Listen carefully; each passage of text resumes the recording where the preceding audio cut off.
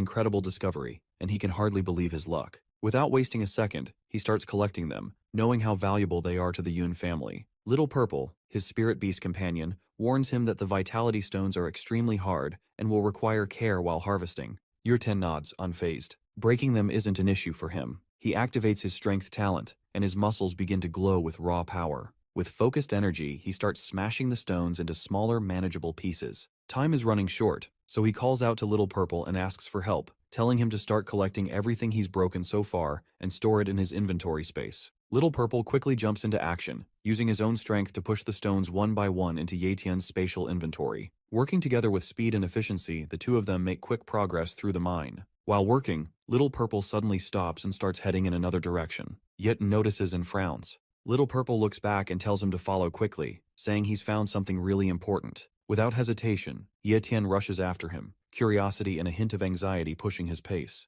As they move deeper into the mine, Little Purple explains that he's picked up the scent of a treasure, something possibly tied to ancient legends. His serious tone grabs Yetian's full attention. They eventually reach a hidden chamber glowing with soft, radiant light. In the center of the cave rests a luminous object pulsing with deep golden energy. Little Purple points to it and says, "It's the vitality core, the very heart of the entire mine." Every vitality stone was formed from this source. Yetian stares at it, completely stunned. The vitality core shines with a powerful aura unlike anything he's ever encountered. This isn't just a rare find, it's the most valuable treasure in the entire secret realm. Yetian is stunned to learn the vitality core can raise him to monarch level, one of the continent's strongest ranks. Excited, he approaches the glowing, pulsing core, awed by its power. But just as he reaches out, Little Purple blocks him, warning that the core's energy is too intense and could destroy his body. Yetian begins to feel the heat and pressure, his skin tingling and sweat dripping.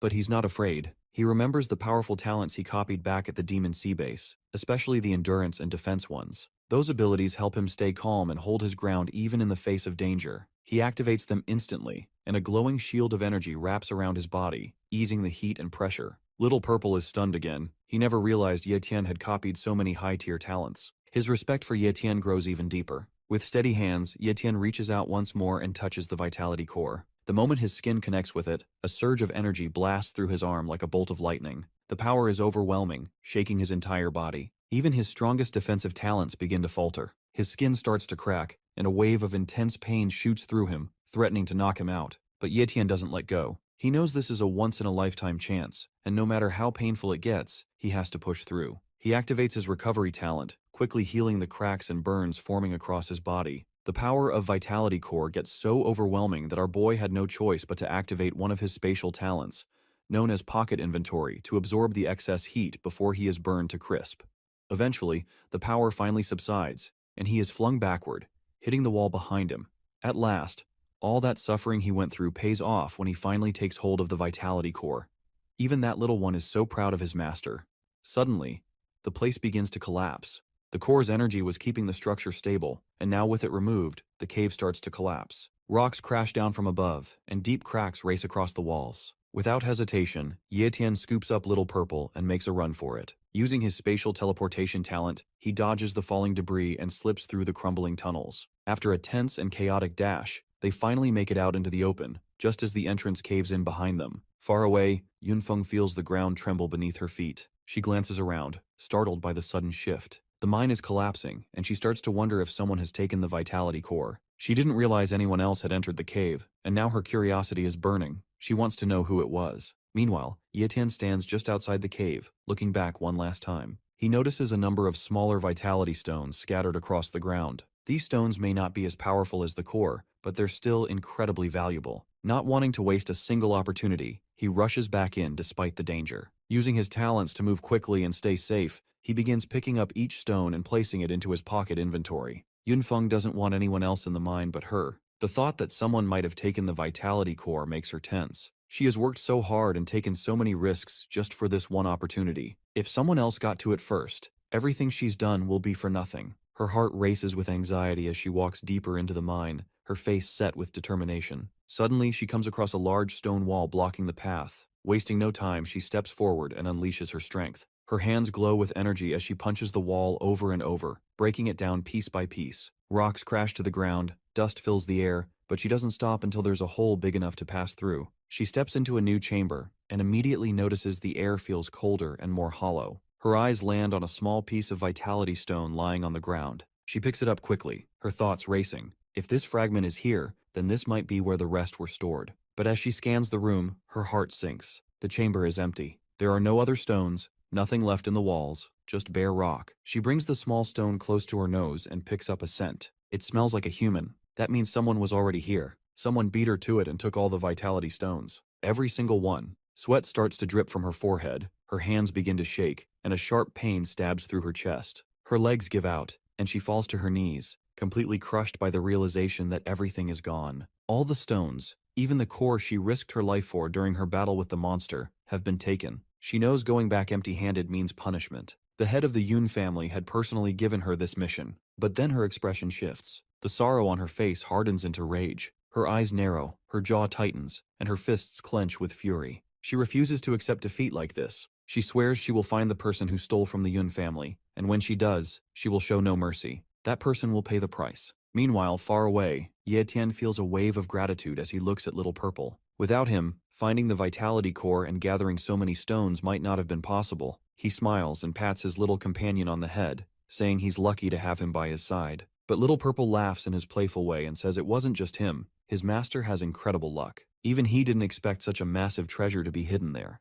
The two of them leave the area together, full of excitement for the next part of their journey. Meanwhile, back at the Yue family residence, peace is hard to find. A brown-haired girl walks quietly down the hallway, holding a food tray in her trembling hands. The tray carries a warm meal, but her fingers shake slightly. She is taking the food to the young miss, who has locked herself in her room and hasn't eaten in days. Her heart urges her to help, but her mind echoes Elder Yue Ben's strict command. No one is allowed to disturb the young miss, not even to bring food. The young miss had been gathering some sort of energy for a long time, and now it finally begins to appear. After days of silence and isolation, a strange yet beautiful light starts to shine from her room. A soft glow spreads through the air, and soon, a butterfly made of pure energy gently flies out. It sparkles as it dances through the sky, rising higher and glowing brighter with every second. The energy spreads quickly, lighting up the entire sky and radiating from the Yue family residence. It draws the attention of many powerful individuals in the area. A man standing far away looks up, surprised by the glow. He senses that this kind of power can only belong to a grandmaster,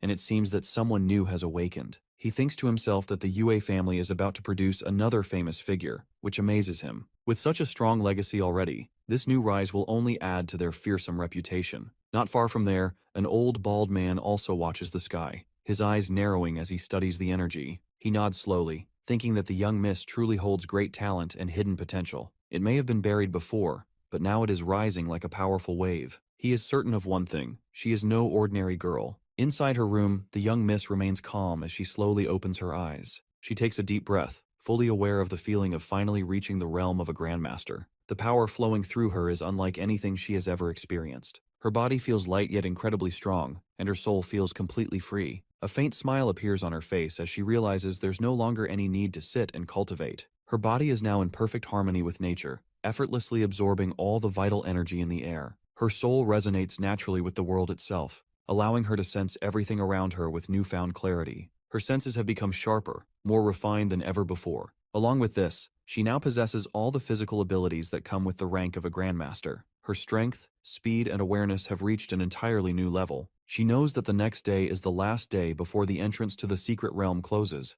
and there's no time left to waste. She must leave soon. She has to find him before it's too late. At the entrance of the secret realm, people are already gathering again. The energy in the area hums with intensity, as many feel a powerful presence approaching. Everyone senses that someone is about to come out. Two jacked macho brothers finally drop down from the portal with style. The other believes that whoever just returned from the secret realm this time must have found great treasures, because only the strong and lucky ever make it back from a place like that. Among the crowd, the spiky-haired man stands with his brother, both wearing firm expressions. They had come to look around and now want to exchange the treasures they collected for a good price. As they walk toward a busy trading area filled with eager buyers searching for rare items, they spot a wealthy-looking trader who appears to be offering high prices. Thinking this might be their best shot, they approach him. The spiky-haired man pulls out a piece of spirit grass and presents it to the trader, asking for an estimate. The buyer examines it carefully, turning it over in his hands before speaking in a calm tone. He says that because the spirit grass is young and slightly damaged, he can only offer 10,000 gold coins.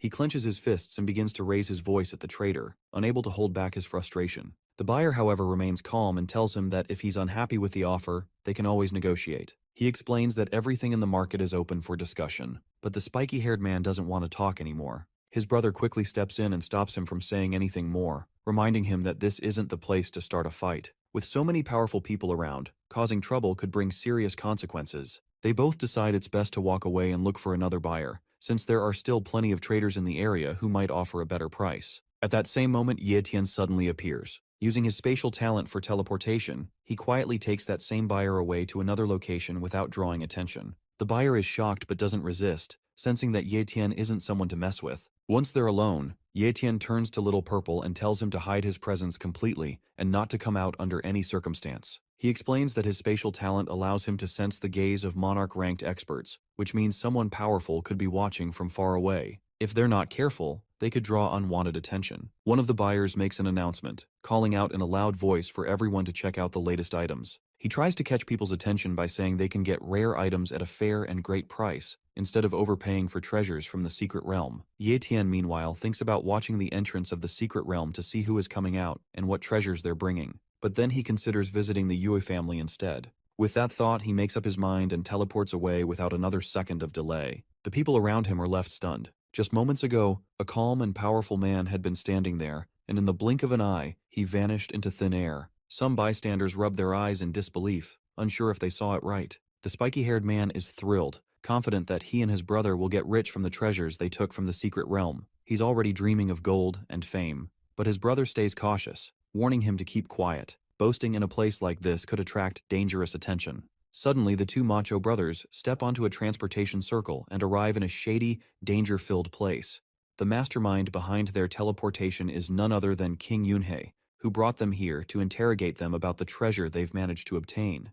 They freeze on the spot and exchange a nervous glance, both silently wondering the same thing. Why is a monarch rank expert like King Yunhei interested in them? King Yunhei continues to stare at the two brothers, his sharp gaze filled with suspicion. He's trying to figure out what kind of treasure they could have possibly brought back from the secret realm that would be worth his attention. For a monarch to personally appear like this, something out of the ordinary must be going on. Meanwhile, far from the crowd, Ye-Tian is wandering through the massive demon sea base, trying to find the Yue family's location. He quickly realizes how difficult the task is. The base is huge, almost like a city within a city, filled with countless sects, clans, and merchant stalls. He regrets not asking for exact directions beforehand. Then, out of nowhere, something unexpected happens. Someone crashes into him with surprising force, and he stumbles, caught off guard by the sharp hit to his side. He grips his ribs, wincing slightly as he tries to understand what just happened. In his mind, he's confused. He hasn't offended anyone in the Demon Sea base, so why is he being attacked while simply walking?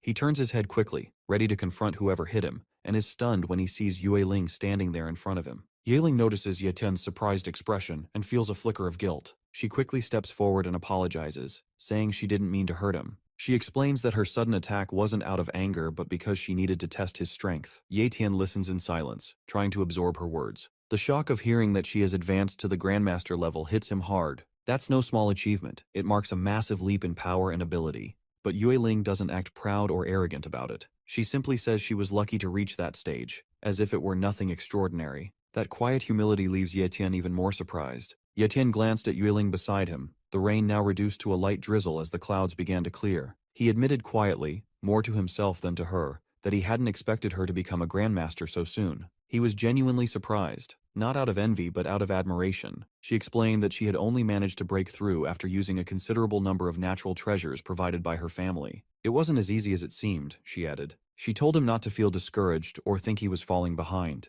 According to her, his pace was impressive, and he would surely catch up before long. Ye-Tian smiled faintly but didn't say much. He quietly reflected on her words, thinking that her family must have incredible resources, but even with that kind of support, it wasn't just about the treasures. What truly mattered was her talent. Without her natural ability, all those resources would have gone to waste. She had both the foundation and the backing, and now she had the cultivation rank to prove it. Just then, a small movement near his chest caught Ye-Tian's attention. Purple popped his head out from Ye-Tian's robe pocket, blinking a few times before speaking up and saying he was hungry and wanted barbecue meat. Ye-Tian's eyes widened slightly as he quickly pushed the little mouse back into his pocket, whispering for him to stay hidden. But it was already too late. Yue Ling had caught a clear glimpse of the creature. Her expression shifted immediately. her eyes narrowing in recognition as she took a step forward. Yetian hesitated and asked how she recognized it. He wondered aloud if purple was some kind of famous spirit beast.